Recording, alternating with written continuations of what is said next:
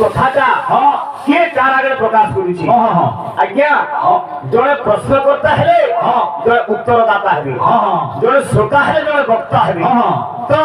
कि कथा किए कहूचे कहा कि हमर कार्तिक महात्मा रे कृष्ण भगवान सत्यभामा के कहूछ किंतु श्रीमद भागवत महापुराण के जदी जीवु के का के कहूछन बाबू रे के का कहूछ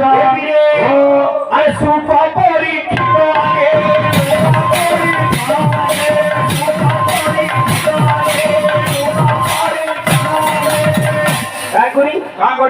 श्रोता वक्ता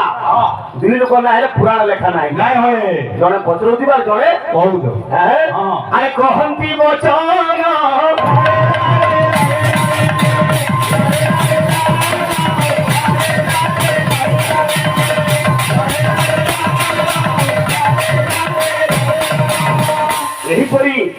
केते दिन बीती जाइछे आज भगवान वेदवर ब्रह्मा बाबरे प्रलय जमरे बुझलुगिनी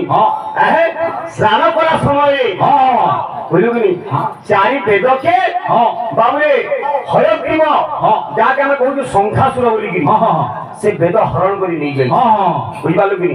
विषय रहला ई जगह रे हमर भाई बड़ भाई ई जगह विषय उठाबे